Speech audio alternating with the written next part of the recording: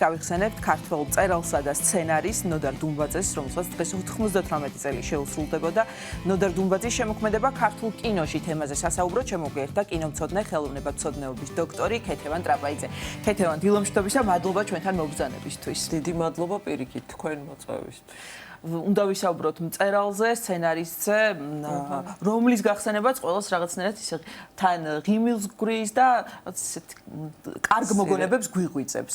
მისი შემოქმედება მნიშვნელოვნად აისახა ქართულ კინემატოგრაფში, შეიძლება ითქვას და ის ფილმები, რომელიც მისი ნაწარმოებების მიხედვითაა გადაღებული, ალბათ ერთ-ერთი ყველაზე ცნობილი, ესე იგი, რამდენიმე ფილმი მაინც ისეთია, რომ არ შეიძლება ვინმე მარიცოდეს.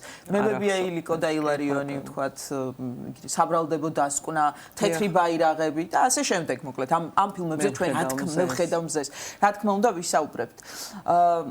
ყველაზე მნიშვნელოვანი მაინც თქვენი შეფასებით და ზოგადად ნოდარ დუმბაძის როგორც შემოქმედის სცენარისტის როლი ქართულ კინემატოგრაფში. კი ბატონო, სიამოვნებით, იმიტომ რომ დუმბაძე ქართული ეროვნული ლიტერატურის და სახიერი ეროვნული ლიტერატურის ის ნაწილია, რომელიც შეუძლებელია რომ არ იცოდეს, თქვენ კარგად ძანეთ. შეუძლებელია, ძალიან რთულია რომ არ იცოდე, ხომ მართალია? იმ ადამიანურობიდან, იმ ჰუმანურობის საწყისიდან გამომდინარე, რომელიც მთელ მის შემოქმედებას გასდევს, იმდენად ცოცხალია ეს პორტრეტები, იმდენად არ ექვემდებარება დროს, არასოდეს, რაც ალბათ ძალიან რთულია, ხო, მართალია, ხო, დამეთანხმებით არა? ძალიან.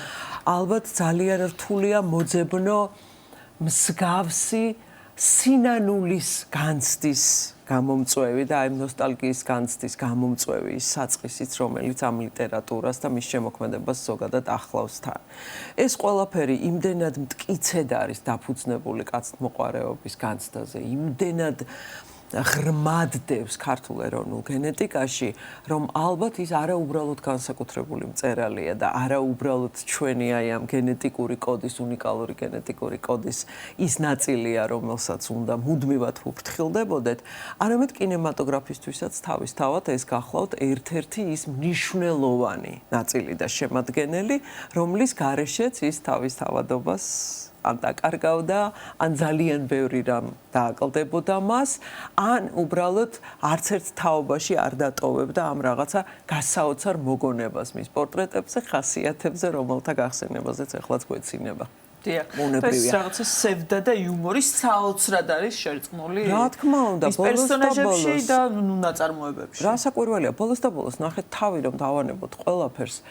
იმდენად ცოცხალია ეს მასალა ქართული არტისტული მემკვიდრეობისთვის და იმდენად საინტერესოა ყოველ ჯერზე მათი გაცოცხლება, რომ არასოდეს არ იშრიტება. ეხლა წარმოუდგენელია მე, ბებია, ილიკო და ილარიონი, რომლის შესახებაც, რომელი თაობის წარმომადგენელსაც არ უნდა ვკითხოთ, მე და თქვენ ეხლა ყველაფერი იცის, როგორც ნაწარმოების, ასევე ფილმის შესახებ. აი ამ ნაწარმოებში წარმოუდგენელია და მის კინემატოგრაფიულ საკმაოდ საინტერესო კი არა, ძალზე საინტერესო ინტერპრეტაციაში დევს ყველაფერი, რაც კი შეგვიძლია აღმოვაჩინოთ. ქართულ თეატრალურ კულტურაში საინტერესო, ქართულ კინემატოგრაფიულ კულტურაში საინტერესო პორტრეტების მხრივ არის უპირველეს ყოვლისა ეს ყველაფერი იდეალური და ძალზე. პორტრეტი რა დღეს სხვა ყველაფერს რომ თავი დავანებოთ. სესილია თაყაიშვილი, რომელმაც ყველას ბებია ხომ არის, არა, ესეთი გამოთქმა ძალიან უყვართ, მოგეხსენებათ. დღევანდელ დღესაც ყველა ამბობს და იხსენიებს ასე ქალბატონ სესილიას, მაგრამ ეს არ გახლავთ რა საკვირველია, მხოლოდ ამ არტისტული როლის დამსახურება, ეს იმ მთლიანობის დამსახურებაა, რომელიც დუმბაძის არაჩვეულებრივმა და ძალიან ღრმა გააზრებამ მოიტანა ამ შემთხვევაში.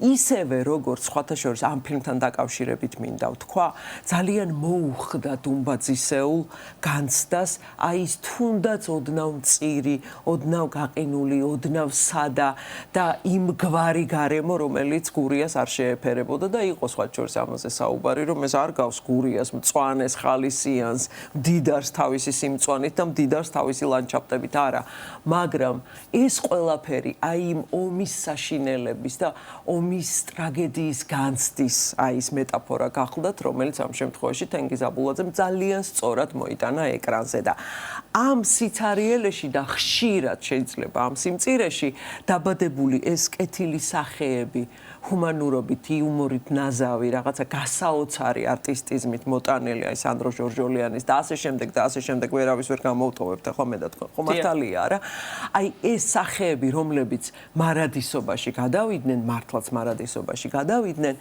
დღემდე აცოცხლებენ ყოველივე იმას საუკეთესოს და ადამიანურს რასაც თავად დუმბაძე ეძებდა ის ხომ არ ეძებდა იდეალურ ადამიანებს ის ეძებდა ადამიანურობის და სიყვარულის საწყისს. საინტერესო გადაღებების პროცესში რამდენად იყო თავად ბატონი ნოდარი ჩართული, ვთქვათ ამასთან დაკავშირებით? ყოველთვის აინტერესებდა, რა საკვირველია, ყოველთვის აინტერესებდა და რა საკვირველია, ყველა რეჟისორს ყოველთვის აინტერესებდა მისი აზრი.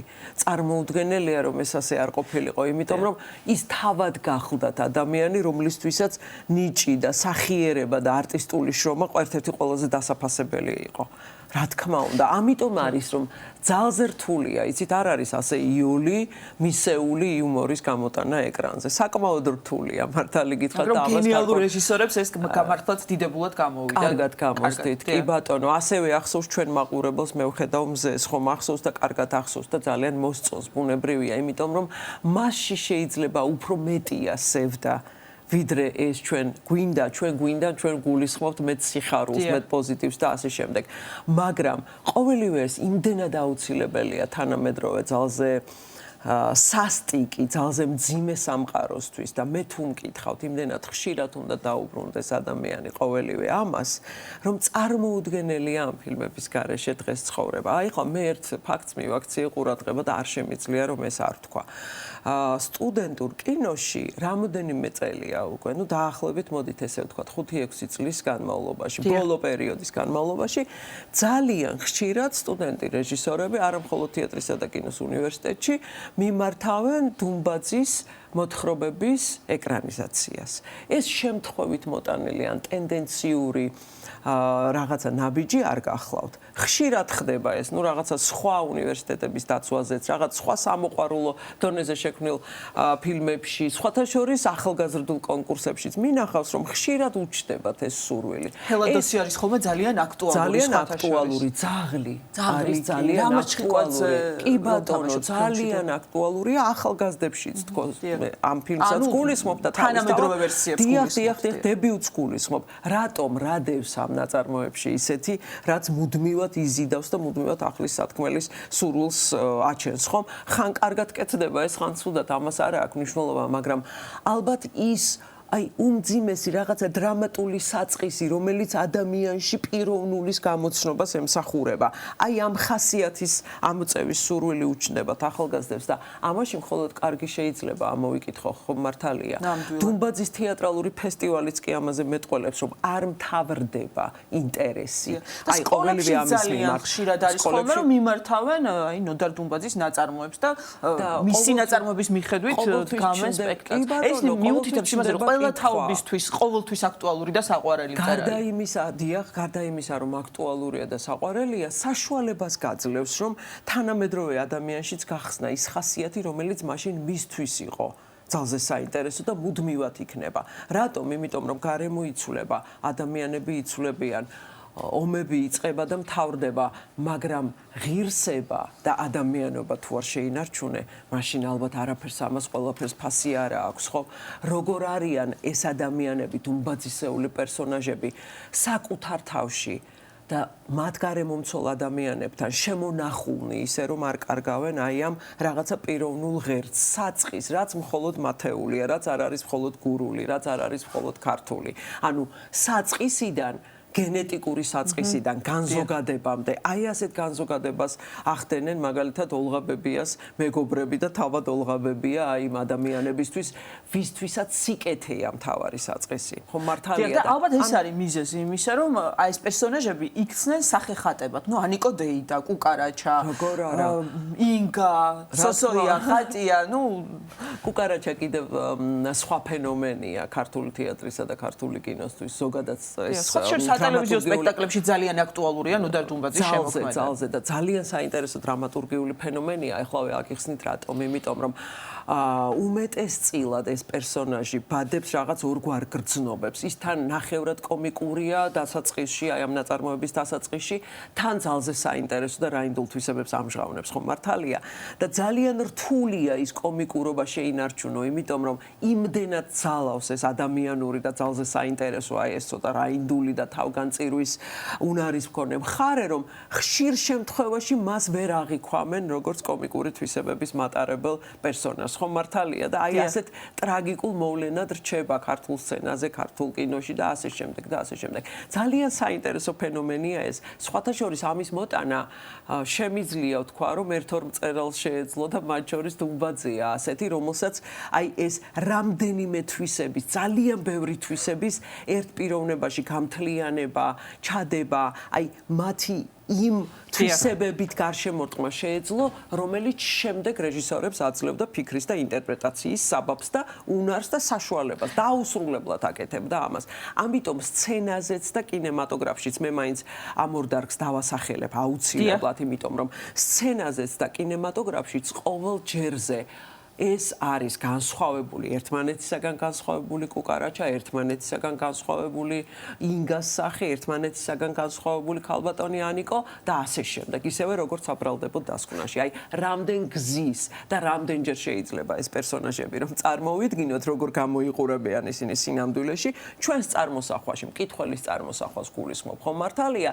და როგორ ნიხდებიან ისინი, როგორც კი მათ სარეჟისორო ინტერპრეტაციის ნაწილი შეეხება. აი იმდენჯერ იქნება ყოველი მათგანი განმეორებული ახალგაზრდა ადამიანებში თუ ზრდასრულებში, იმდენჯერ შეიქმნება სხვადასხვა ლიმონა, რამდენი რეჟისორიც და რამდენი მსახიობიც დაიბადება ამ ქვეყნად დამერწმუნეთ და ეს არის აი ამ ლიტერატურული ქვეტექსტის და აი სიღრმის საიდუმლოც. და აი ის ხომ არ არის კიდევ ერთი წარმატების მიზეზი, ვთქვათ, ამ ფილმებისა, რომ აი ამ სიღრმის საიდუმლო და იდეა, ვთქვათ, ნაწარმოებების ხელუხლებლად გადმოიტანეს მაინც რეჟისორებმა ფილმებში. კი, სხვადასხვანაირი ინტერპრეტაციით, მაგრამ აი ეს თავარი იდეა მაინც არის გადმოტანილი და შენარჩუნებული. თავარი რაც არ ირღვევა, მოდით ასე დავარქვათ მაშინ, იმიტომ რომ ინტერპრეტაცია მაინც ინტერპრეტაციაა თავისთავად და ასე ვერაფერი ვერ განმეორდება და სწორედ ამითაც არის საინტერესო, მაგრამ თავარი ნარჩუნდება უმეტესწილად. თავარი, ან ჰუმანურობის ის იდეა ნარჩუნდება, რომლის მიზანიც არის ადამიანში ძალიან ღრმად, ყველაზე ღრმად მისი სიკეთის ძიების და აი ამ საწყისის მოძიების ის გასაოცარი უნარი, კიდე ერთხელ ვიმეორებ, ეს დასაწყისშივე ვთქვით, მაგრამ მოდით გავიმეოროთ, რომელიც დუმბაძისეულ პერსონაჟებში დევს. აი ეს თუ ნარჩუნდება, მაშინ რა თქმა უნდა დუმბაძის იდეა ცოცხალია. თავისთავად და ძალიან რთულია დუმბაძე გადაიღო ან დადგა ისე რომ ეს დაკარგო, ხო? მაშინ სხვას დანარჩენს ყველაფერს აზრი დაეკარგება და მერწმუნეთ. ტელესპექტაკლებსაც მინდოდა მეკითხა, აი გვაქვს სადღაც 2 წუთი, ჩვენ ვახსენეთ რომ იქაც სატელევიზიო სპექტაკლებში ძალიან მნიშვნელოვნად არის წარმოდგენილი ნოდარ დუმბაძის შემოქმედება, როგორც წესი და ძალიან წარმატებულად. როგორც წესი, ხო, იმიტომ რომ ეს ხო მის მემკვიდრეობაა, რომელიც პრინციპში არამხოლოდ ქართულ სინამდვილეზე და ქართულ ხასიათზე მეტყველებს. აქ ადამიანური დრამის ის მონაკვეთებია განხილული და წარმოჩენილი, რომელიც ყველასთვის გასაგებ ენაზე, სადაც არ უნდა ვთარგმნოთ და სადაც არ უნდა წავიღოთ, ყველგან გასაგები და მისაღები იქნება. უბრალოდ ჩემთვის ძალიან მნიშვნელოვანია ის ფაქტიც, რომ ყოველთვის ამ ტელესპექტაკლებში და ქართულ ტელესპექტაკლს ეს კულტურა ქონდა ალბათ დამერწმუნებით და დამეთანხმებით, ხო?